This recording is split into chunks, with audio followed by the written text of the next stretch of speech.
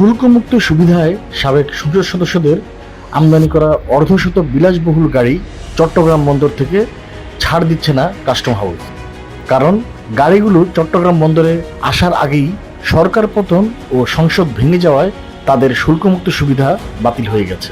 তারা আর শুল্কমুক্ত গাড়ি ছাড়ের সুবিধা পাবেন না। এখন প্রত্যেককেই নির্ধারিত হারে শুল্ক পরিশোধ করতে হবে।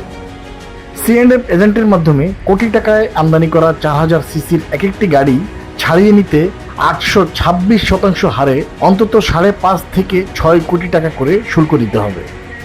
পুরনো গাড়ি আমদানিকারকদের সংগঠন Bangladesh reconditioned vehicles importers and dealers association তথা বারভিডা জানিয়েছে, 4000 সিসির এসব গাড়ির বেশিরভাগই জাপান ও সিঙ্গাপুর থেকে আমদানি করা হয়েছে।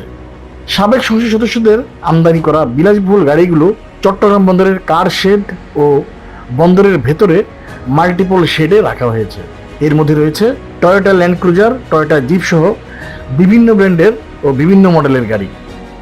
শুল্কমুক্ত সুবিধার আওতায় গাড়ি আমদানি করা সাবেক সংসদ সদস্যদের তালিকায় আছেন চিত্রনায়ক ফেরদৌস, সাবেক ডেপুটি স্পিকার শামসুল হক টুকু, সাবেক কৃষিমন্ত্রী ডক্টর আব্দুর রাজ্জাক, সাবেক দুর্যোগ ব্যবস্থাপনা ও ত্রাণ মন্ত্রী মোফাজ্জল হোসেন চৌধুরী মায়া, সাবেক তথ্য ও সম্প্রচার প্রতিমন্ত্রী মোহাম্মদ আলী আরাফাত, নেত্রকোনা 4 আসনের সাবেক এমপি সাজ্জাদুল হাসান, ব্রাহ্মণবাড়িয়া 1 আসনের সাবেক এমপি SAK একামুজ্জামান, ব্রাহ্মণবাড়িয়া 5 আসনের সাবেক এমপি ফয়জুর রহমান, সিরাজগঞ্জ 6 আসনের সাবেক এমপি চয়ন ইসলাম, সিরাজগঞ্জ 2 আসনের সাবেক এমপি জান্নাত আরা হেনরি, নাটোর 1 আসনের সাবেক এমপি আবুল কালাম, নাটোর 4 আসনের সাবেক এমপি সিদ্দিকুর রহমান পাটোয়ারি, বগুড়া 5 আসনের সাবেক এমপি মুজিবুর রহমান মঞ্জু, বগুড়া 4 আসনের সাবেক এমপি রেজাউল করিম তানসেন, টাঙ্গাইল 8 আসনের সাবেক এমপি অনুপম শাহজাহান জয়, হবিগঞ্জ 4 আসনের সাবেক এমপি ব্যারিস্টার সৈয়দ সাইদুল হক সুমন,